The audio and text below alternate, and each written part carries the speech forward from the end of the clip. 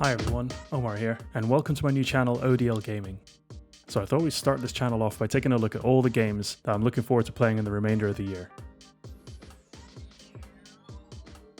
So this is the first samurai ninja game I think I've been interested in since Tenchi was released way back on the original PlayStation.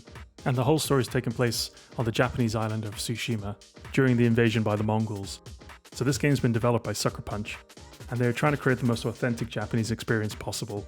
They've gone to town really on the amount of expertise they've tried to call in to help them with the production of this game. They've brought in cultural experts, they've brought in historical sword fighting experts, the works pretty much. They've also managed to fly a team out to Japan to record authentic Japanese sounds, which is pretty amazing. They've even gone so far as to allow you to play the entire game in Japanese and also in black and white, which is typical of the styles in some of the classic samurai films. Now the thing I really like about this game is the way that they've managed to keep all the hubs and all the icons pretty minimal. The music's already sounding pretty incredible, and the visuals, well, I mean, it's the end of the generation, so we're gonna really see all these developers really push the hardware to its limits, so I'm really excited to see what Sucker Punch can do. And if you remember, Sucker Punch was one of the companies that gave us the first real examples of what the PS4 was capable of graphics-wise when they released infamous Second Son just after the console launched. So overall, I'm really excited to see what Sucker Punch could do with the same console 6 years later. And ironically, I think it's going to be one of the better games right at the very end of this console generation. So I'll admit it, I have no idea how I missed playing this game when it first got released on the PS4 back in 2017. Developed by the Dutch company Guerrilla Games, this game has had unbelievably good reviews and a lot of praise from a lot of the reviewers and players who said the storyline's absolutely amazing and it's one of the top examples of a good open world experience.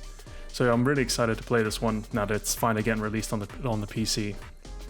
Another big thing about this release is that it's one of the first Sony exclusives to be released on PC. So what I'm hoping is that this is the beginning of a lot of the Sony exclusives being released on this PC platform. And hopefully that'll also include the Horizon Zero Dawn sequel. If you haven't heard about the Horizon Zero Dawn storyline, essentially it's a post-apocalyptic world where machines are roaming and humans have pretty much gone back to tribal living. The cool thing is all the machines take animal forms, so the designers have really worked hard to make each individual type of machine unique and based around some sort of animal, so they all have different ways of being attacked, defending themselves, attacking you as well. So there's a lot of puzzle elements built into the game when you're trying to figure out how to take down these machines. Overall, I'm looking forward to playing this game and seeing if the hype was real for it.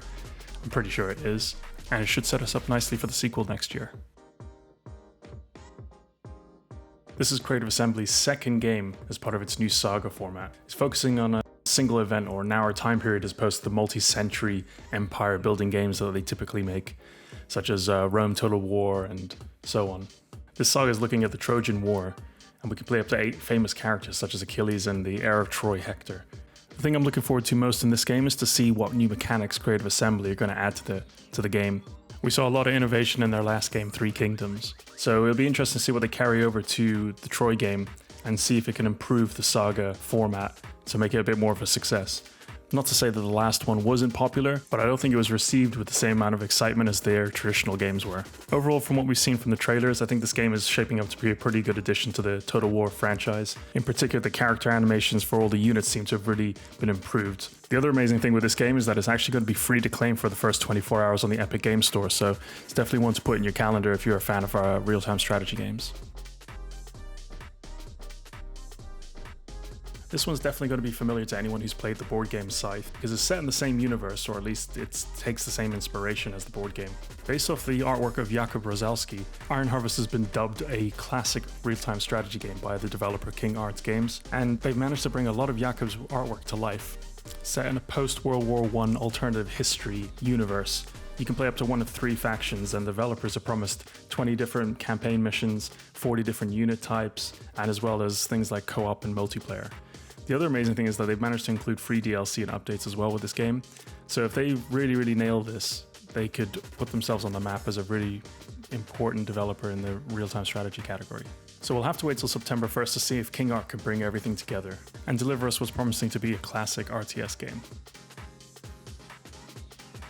Star Wars Squadrons is pretty much the game everyone's been waiting to play since Disney gave EA the rights to the Star Wars franchise. We get to play both sides of the war, both the Empire and the Rebels, and there's lots of different classic ships to choose from. EA have already gone on record to say that there's not going to be any microtransactions, unlike the Battlefront 2 fiasco. So here's hoping that this game actually ends up being exactly what we want it to be.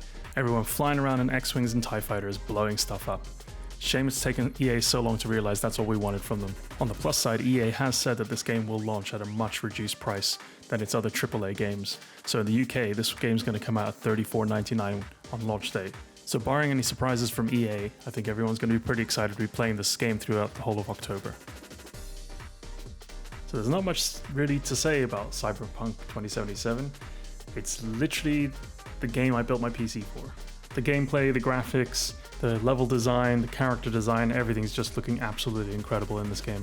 I've been a big fan of the cyberpunk genre ever since I watched films like Blade Runner and anime like Akira and Ghost in the Shell.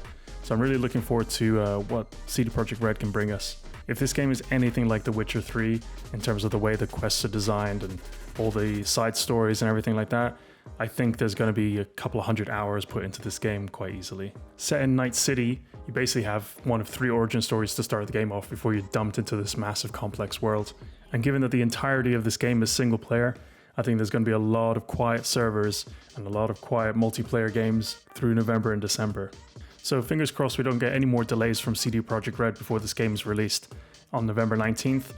And I think this one's a serious contender for a top 10 games of all time. So let's wait and see. So those are some of the games I'm definitely going to be playing this year, but there are a couple of games that do deserve an honorable mention that haven't quite made my list yet. I haven't played an Assassin's Creed game since... I can't remember the last one I played actually. So while the concept of Valhalla looks really good to me, I'm still not 100% sold that Ubisoft aren't going to do the same kind of open world game that they did with Odyssey. Those are the kind of games that really put me off. It's a lot of grind and a lot of just side quests that are just go here, pick up this, go back. So I'm yet to be convinced on Valhalla, and hopefully Ubisoft have got a big announcement coming up on July 12th. So we'll see if they can show off some decent gameplay and really convince me that this one's worth having on my list. The other game I know everyone's been talking about is the Marvel Adventures game. In concept, I like the idea of it. I'm just not 100% sure on this one. I haven't really seen a lot of gameplay that's convinced me that it's going to be that amazing to play.